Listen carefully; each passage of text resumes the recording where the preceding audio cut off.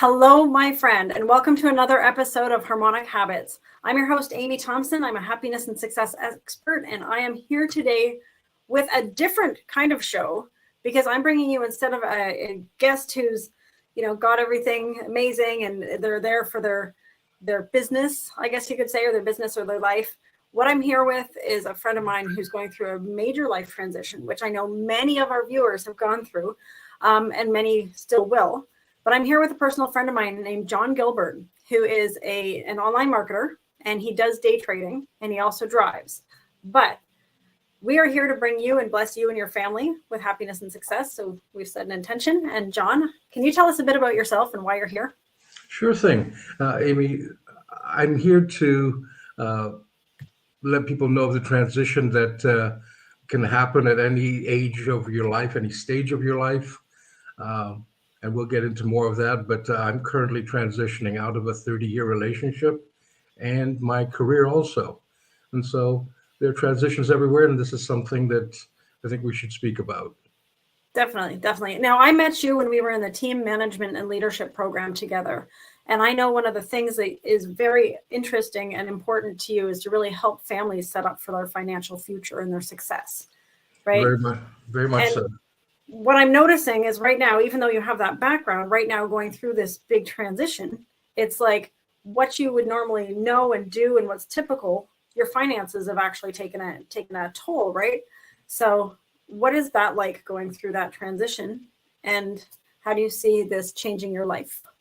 Yes, the circumstances have definitely been challenging.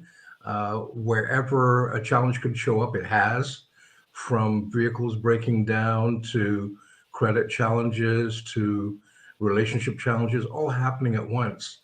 And the way I'm choosing to look at it is that it is the universe, God, whatever moniker you want to use, simply telling me that it's time for a change. And I felt this coming on, but it kind of confirms that it is just time for a transition. Mm-hmm. Yeah, it definitely does. And one of the things I want to remind people of is the closer that you are to a breakthrough, the more resistance you're going to end up facing. So that's what's happening. You're about to make a major life transition. Your wife, I'm going to call her your wife, okay? And you are going separate ways. You've got kids, right? So that changes things too. But you have really clear intentions for your future, and you guys split up very amicably. So how did that work? Yeah. What happened was we had celebrated our 30th anniversary together in around February. And about a week after my birthday, I noticed that there was a distance. Something wasn't quite right. And she was able to communicate that something was there, but couldn't say what. And finally, after I had to just be patient and wait until it could be voiced. And then when it was voiced, it's like, okay, we're not happy. We need to go our separate ways, and we can do this as friends. We have kids together, and we have grandkids together. And we realized that at our time and age that we could not go on not being happy, that we could be happy apart. And so that was the intention that we set for each other. So why do you think age has to do with it? I think age definitely had a part to play because this is my second long-term relationship. I was married for 5 years before to my childhood sweetheart, and transitioning out of a 30-year relationship. Now, had I been younger, I don't think I would have made it mean as much. The time that we put in and just made it significant. Yeah. Do you find people hold on to relationships that aren't necessarily meant to be just because of the amount of time that they've invested? Very much so. And it's comfortable. I mean, you know what's going to happen, whether it's good, bad, or indifferent. You just know there's certainty there and there's some comfort there. And then what becomes very uncomfortable is, okay, I don't know what this is going to look like, what the future is going to look like. So yeah, that's definitely the scary part. Yeah. But what I love about what you and her created was you guys created this together. It's like you're separating, you're walking away, but both of you guys are Landmark graduates, and both of you've had a lot of the communication training. So I'm sure that made a difference for your separation, right? It did, because first of all, we came at it as being friends, excuse me, and then also that there was a mutual respect and understanding, and there was no, we took out the morality of things, and we just came at it from a base that, look, we're friends, we have connections, we're not going anywhere, but we can be happy apart and still keep that base together. Yeah. So did you, when you created your new life, because you're going to be stepping into like this new life, did you create it with her or did you create it on your own? And then have you even talked to her about it? Sure, I can. I mean, we created the separation piece, so that meant selling our homes and what have you, and then dividing some assets without the need for lawyers or that kind of litigation. We did that all amicably. The other piece that came up was, for me, I designed the next year, 12 months, and Carol has gone ahead and designed the next 4 years for herself before she retires. And so for me, I've concreted the first year. That's super cool. Super cool. So what are your biggest challenges now moving forward? And I'm talking about not just like the day-to-day challenges, but like when you're visioning your life, what do you see might be roadblocks? The biggest thing that's coming up for me right now, and why I've only gone a year or unfolded a year back, is that there are just so many possibilities. I'm literally overwhelmed with what is possible. And I really have to sit down and decide, what do I want the next 5, 6, 10, 20 years to look like? And I've had conversations with friends and former grads as to what that looks like. Again, nothing solid, but there are just so many possibilities for what the next few years. And I'm questioning things that I thought had to be a certain way. So I'm trying to create from nothing, which Yeah, is totally exciting. it is exciting. But what do you do when you have too many options? Like, do you have any advice for people who might be in the same kind of situation where they're faced with multiple options, Sure not sure which thing. path to Sure choose? thing. What I ended up doing was I used to journal and kept a journal from when I was younger, and had a list of things that I always wanted to do and really didn't get to. And I got to look at, how important it was, why I didn't get to it, and um, ask myself, it's like, okay, is this something I really want to do now? Or am I too old for it? And then getting that nonsense out of the way. It's like, you're never too old. You can just go do it. So yeah. Exactly. The stories we tell ourselves, you're too old or you can't do it. A lot of people tell themselves they can't do something because of their relationship. They're like, I can't do this because I've got kids. I can't do this because what will my parents think? What will my siblings think? What will my partner think? Yeah. Or, but it keeps people stuck. One of our viewers actually asked whether or not you guys got support before you decided to separate. No, we didn't. Um, to give a little bit of a context, Carol had a feeling that things weren't going quite her way, and she had a idea of the separation being a messy one, a drag out Hollywood type of drama filled thing. And when we sat down and had the conversation, the first words out of her mouth was, I didn't see it being this easy. I thought we would be fighting. I thought we would be at odds. And again, I completely give credit to the training from Landmark to enable us to do that, and to keep in mind that we're not going anywhere per se. We still have that connection of kids and grandkids, and to set a good example for them. Exactly. Because you're setting the example for future generations for what love looks like, what respect looks like, what communication looks like, whether you're in that, living together scenario or not. That's not the point. Absolutely. We did not like when we did tell people, or we told those that were close, they were very surprised, very shocked. But at the same point in time, they expressed their love and support for us, and we're a little, very surprised. Nobody took sides or anything like that. As some people like to think that they have to take a side, or that someone was wrong, or that they needed to place blame, and there wasn't any blame. We just reached a point where, we loved each other as friends, but that passion and that commitment to being in a a deeper relationship was no longer there. Yeah. So do you think this is coming from self-love for both of you guys? Or is it coming from just, a desire to do something different? I think it's coming from the two things that you mentioned. I think it's coming from finally giving permission for self-love, that we've done so much for kids, grandkids, friends, community. And finally it came down to, like, we're at the nearing the other side of the hill for life. What have we done for ourselves?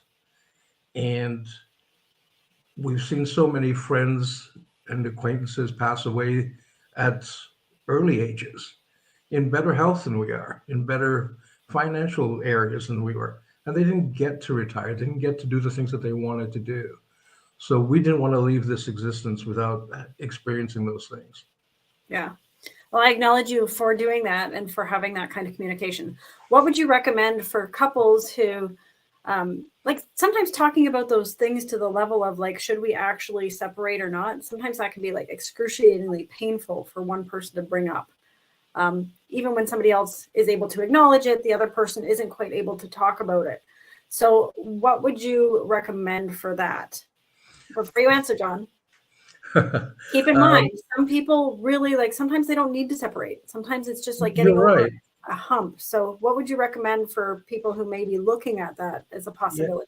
You're absolutely right, Amy. I mean, we still live in the same home, and we will be here until the home is sold. Financially, that was not an option for us to separate physically. And actually, we have the same jobs. We literally work together. So even when we separate, we will still see each other on a daily basis. What there is to, what I would say is to be very clear on the communication, to be respectful and loving, uh, leave blame and morality out of things, and take the time to find out what it is you want, where you want to go. Now, sometimes your partner doesn't know, sometimes they do know, and sometimes you can travel together, and sometimes you just can't. And it takes asking those kinds of questions that we're not necessarily trained on, or we just get on the hamster wheel of life and dealing with work, and then Monday to Friday work, and then the weekends, and then back to work again. Oh my God, that is the cycle for so many people. And it's like, there's got to be more, right? Absolutely. That's the key. I think a lot of people, they numb themselves to the fact that there's got to be more. They kind of get resigned to how things are, that's just how they are. That's just what I have to do, right? Mm-hmm. Now, what about kids and grandkids who might be feeling the effects of a separation? What would you say to them to know that the future is actually going to be decent? Yeah, when we have the conversation, again, to give some context, our kids are older. One's 41, 34, and then 28. And then our grandkids are 20, 16, 13, and 12. And they were all surprised and shocked. And we started with the kids first before speaking with the grandkids. And one, they were shocked, a little shocked and surprised. But as soon as they admitted that or stated that they were shocked, the next line was, as long as you are guys are happy. And they understood that. And that was very good to see. We kind of gave ourselves a little pat on the back for that. It was like, they get it. Good. The kids get it. Be happy. It's not just about work and accumulation of things. It is, being happy. Being happy is huge. But do you think that it creates for younger generations the idea that marriages can't last? No, I think what we've created for them and what they've witnessed is that change is inevitable, and you can change with a person or without a person, but that change is going to come, and you can be honest with it or you cannot be. That's the choice. Now, when we had the conversation with the grandkids, just to kind of circle back, Amy, with the grandkids, they were shocked, a little surprised, and it's like, oh, well, how do I see you? So that was great. It's like, wow, you still want to see me? Beautiful. And it's like, okay, yeah, beautiful. So now logistically, it just means we have to be more intentional about our visits. And since it all came out, I think I've seen the grandkids more probably in the last 2 or 3 months than I have in a very long time because of this. Yeah. Yeah. I think that opening up and being authentic and having that communication kind of gets the ball rolling, right? And they've even now when they see Carol and I interact, it's like, you guys don't look like you're breaking up. It's like, no, this is what love and respects look like as friends. We're not intimate that way, but we can still be respectful and we can still deal with each other on a human level without being, these Hollywood type pictures that you see of people getting separated and divorced. Yeah, well, I have to ask you, and this is a very intimate question, so you don't have to answer, but did you guys, was there any of that? Was there any like massive arguing, fighting, drama, even for like a short period of time? Because most people are going to look at you in this and go, yeah, that's them. I can't do that. So What came up, Amy, was there wasn't the big blowout. There wasn't the it's your fault, it's this, it's that. There was none of that. But what does come up every now and then, as situations come up, whether it be around finances, vehicles, housework, what have you, because those things still happen, there will be the odd sharp remark. I'll call it that, and it's like, okay, yeah, someone's a little stressed. They've got to vent a little. Just let it roll off your back type thing. And especially with getting the house ready for showing, there's been lots of stress around that. And, again, communication is key. And I'd say the other piece is just not taking things personally. People are going to deal with how people are going to deal with things. yeah. And for some, it may be that odd, sharp remark. But again, it's not personal. So how do you maintain a really positive outlook with all this stuff that's going on? Like, I mean, you're selling your home from how many years did you live there? We've been here 22 years. So for 22 years, so you're selling that home. You recently had your vehicle breakdown and your job as a driver, right? And then, so you also have all kinds of like financial stuff tied to what's happening. So how do you maintain this like positive view while living with the partner you're separating from? Well, again, I wouldn't even look at it as a positive view. Just knowing that, and I use that word very carefully. It's not even a belief. It's just a knowing that it will all be fine. It'll all work out, and it will work out the way it's meant to work out. And that this bump in the road or what have you, or these set of circumstances, just make me stronger and give me access to things that I would not have used or looked at before. Mm-hmm. Yeah. You said you were married for 5 years before. Can I ask what happened with that? Sure. I married my childhood sweetheart, and we lived together for 5 years. And the end of the relationship came when she decided that she did not want to have children. And I entered the marriage wanting children. And I get her body, her choice. But she did not communicate that she had changed her mind. And when I found that out, I ended the relationship. And, and actually, as you say that, you're reminding me of the circumstances, because I quit my job, I went back to school, and I ended the relationship 4 weeks before Christmas. Okay. All right. And where is she now? How did everything work out for her? As far as I know, we've not been in contact. Last time I heard, she had moved to another province and had married an elderly gentleman. Okay, got it. But still had health issues for some reason. Well, as long as you guys went your ways and were happy. Did you have a lot of like crazy blow-ups in that relationship, or was it like?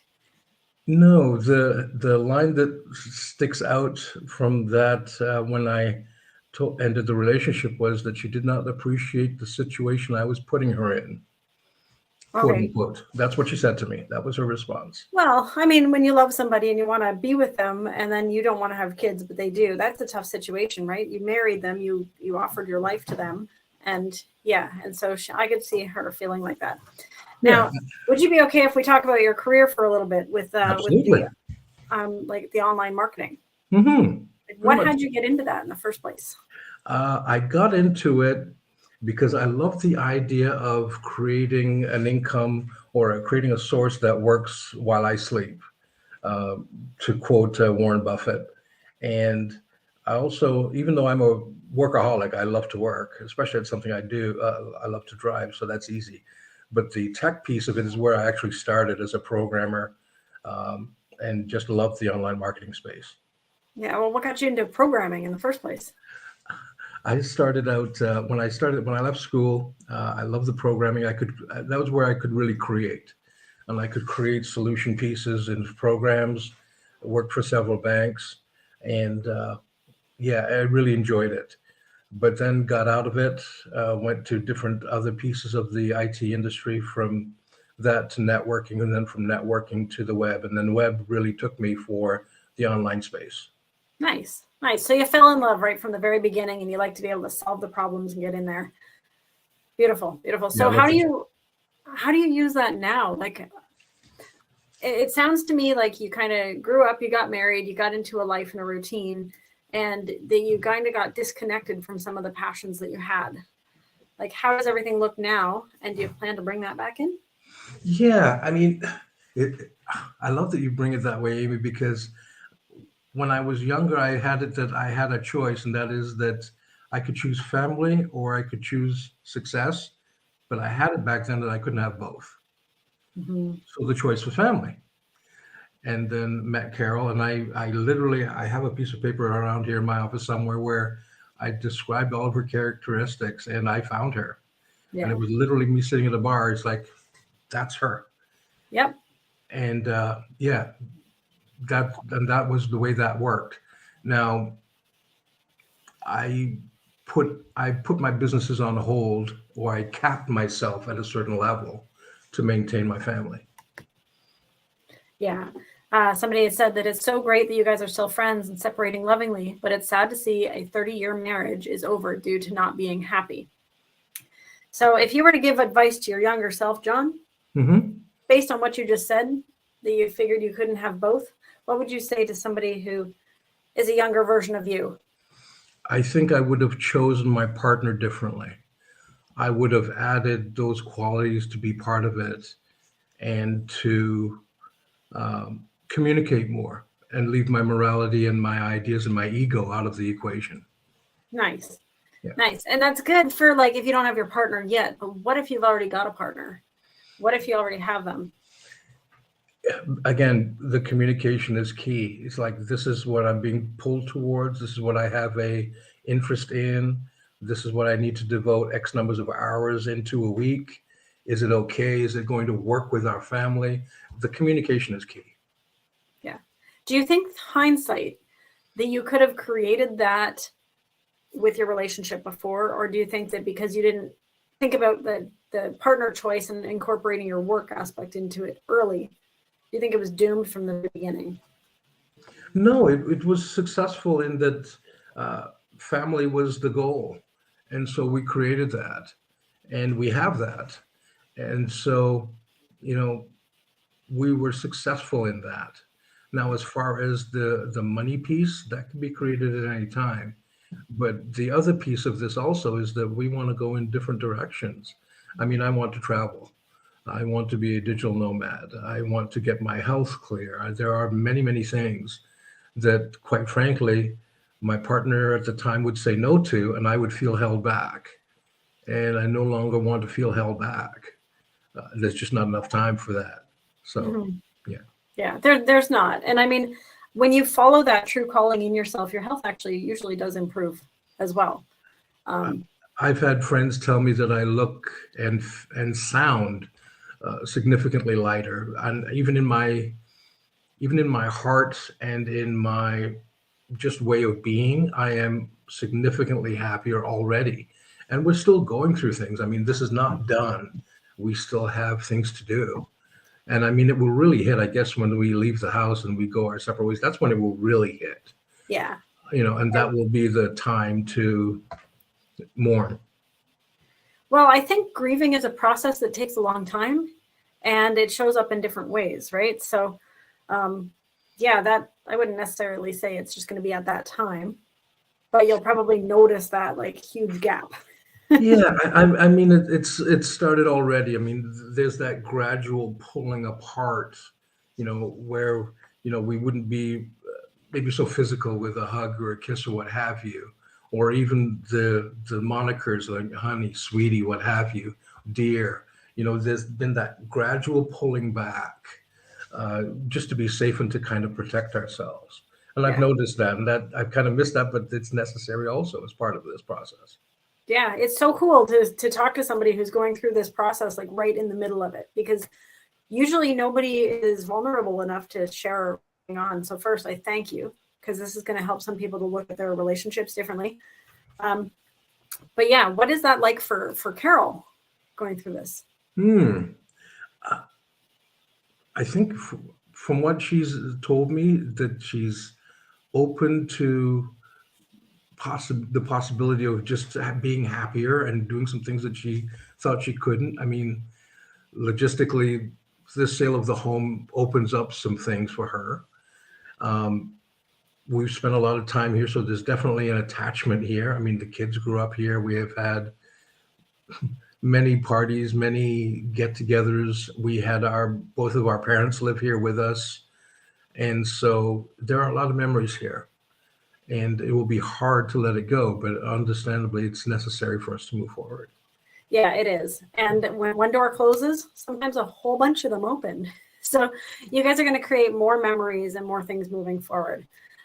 So if you had a word from like anything in the alphabet, A to Z, and you had one single word that's going to make a difference for people's families, for their work, and themselves, what would it be? Without sounding like a broken record, the word would be communication and being honest with yourself. I mean, it's very easy to be a people pleaser and do things for your spouse or your significant others. But Or at the your end kids? or your kids, yeah, very much so, or your kids. Oh my God. So you need to be honest with yourself. And that's a hard conversation because it's out there and that's easy to take care of. Sometimes it's harder to take care of what's inside. Yeah. So you kind of gave two there. You said communication, then you said honest with yourself. So which one would be most important? Well, the most important one is to be honest with yourself. And then you need to be able to communicate that to yourself and to others. Yeah. And do regular check-ins, right? Because I know that I'll be totally in alignment. I'll be being honest with myself, and then life will come in and suddenly I'll go into a people-pleasing thing. Yay, I love people and I love making them happy, but suddenly I'm not in alignment with myself again. So yeah, always got to come back to that. Yeah. All right. So what's the biggest lesson you've learned? And I know this has been a lot about life and business, but what's the biggest lesson that you've learned in your business from a mistake you've made? Not sharing. What does that mean? What I mean by not sharing is not really stating what I was up to and what the vision is going forward. And it doesn't have to be a sales pitch, but it does need to be communicated as to what you're up to and being genuinely interested and not really sharing that, being very closed onto for fear of being judged or what have you, or somebody saying, oh, that's a crappy idea, or that's a terrible idea, or I wouldn't do that. Yeah. Well, there's a lot of things I'm sure I would do that other people wouldn't do. So yeah, same with you. So what is it that held you back from sharing? Just the judgments and assessments, and it almost causes you to second guess what you know is right for you, but it plants that little seed of like, well, geez, maybe they're right. Maybe I shouldn't. And yeah, it's a conversation that can be avoided. Exactly. And the more you kind of go to that honesty with yourself and the more you practice communicating it, the easier it gets and the less those other influences really take it down, right? Very much so, yeah. Perfect. So what are you working on now? Like, where do you see yourself in 5 years from now? In 5 years from now, I see myself living in Canada about 6 months of the year, and I see myself being 6 months somewhere else. I'm not quite sure what that looks like, but I'm looking at my income being completely online at that time, or at least computer-based, either through trading or online marketing or what have you. But yeah, that's what I see for myself in the next 5 years. Nice. And online marketing is a huge area. So what kind of online marketing do you see yourself? I see myself either selling courses in regards to trading and finances. I see myself as an online retailer, pardon me, not marketer. Um, and there is a space also for doing the advertising for small businesses. Nice. So that's an option also. Nice. And do you have like a certain niche kind of type that you would want for businesses that you were doing that for? Yeah, I did that primarily for the mortgage and insurance industry. So we would lead generate for them specifically, and then create products or ebooks or what have you, or courses that were in line with that. Nice, nice. So in all of your, I don't know how old you are, you might have said, but in all of your years, Mhm. what do you think the greatest wisdom you have ever attained would be? Hmm. So to get it out there, I'm 59. I turned 59 this year. And the greatest lesson, um, hmm, good The question. greatest wisdom. Oh, the wisdom, pardon me. If suddenly you were like all knowing and all wise, what would you bring to the world? Hmm. Yeah. My greatest wisdom would be to listen to that voice in your head. Listen to your heart, pardon me. Let me preface Because that. I'm like, I have several voices. Like, Yeah. which one? Yeah. You really want to listen to your heart. Let me preface that and say that not necessarily the voice in your head, that one sometimes takes you the wrong place. But if you listen to your heart, you can't go wrong. Yeah, like that inner knowing, the one that feels right, right? Yes. Yeah. Okay, yeah. Thanks for clarifying. Yeah. Awesome. And so in your journey, have you had any mentors or coaches or things for your growth? I have. I've been very lucky. My back well, through my first relationship, um, I would say that Tony Robbins probably got me through that one. I listened to those tapes religiously. And then going forward, now I would say it would be friends like yourself.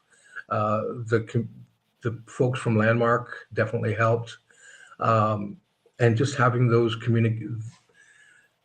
conversations uh, have taken me to places that one grounded me and two created a possibility where I didn't see one. Yeah. Yeah. And people need that. People need an Right. environment where they can feel safe and comfortable and also where it can help them elevate and grow, right? So I'm glad you found that. Is there anybody that you've wanted to meet that you've never met yet? Mm. Oh boy. I kind of meet them in my dream. They're deceased, so I'd like to think that I meet them on the dream plane. So it would be like uh, oh dear, like Kennedy. It would be Martin Luther King.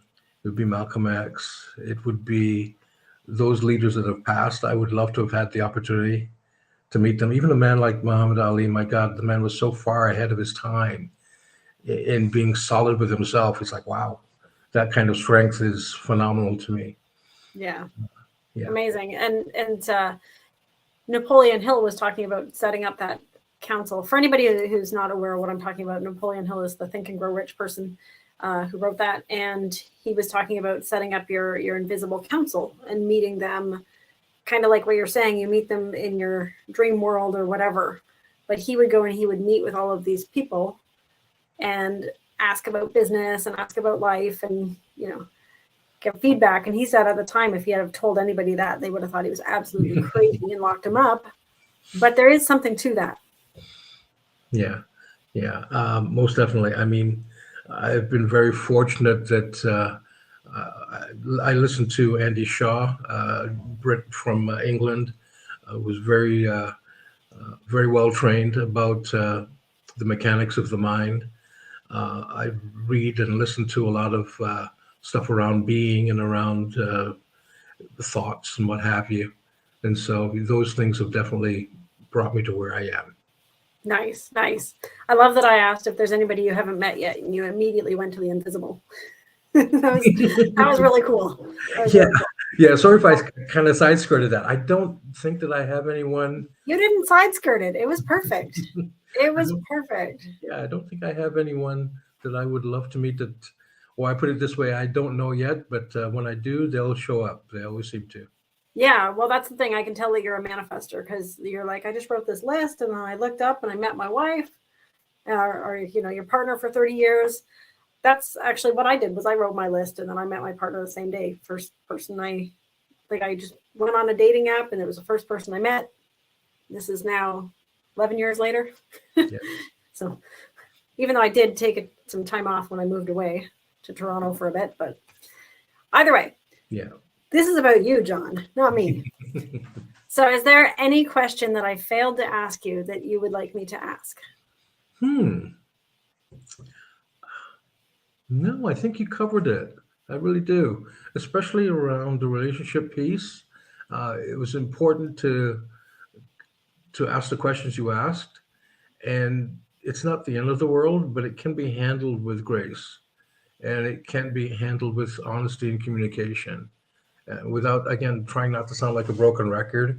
Um, those things, and just mutual respect. Mm-hmm. I am not treating anyone the way I would not want to be treated. Right.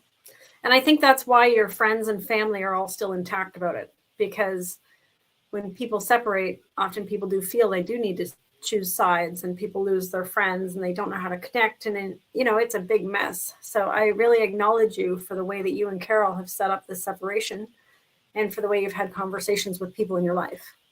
Thank you. Like, Yeah. I could actually see you guys becoming even closer, but in a different way after you're separated, I mean, we've had it that people have said it's like, oh, you guys are just taking a break. You guys will get back together or what have you.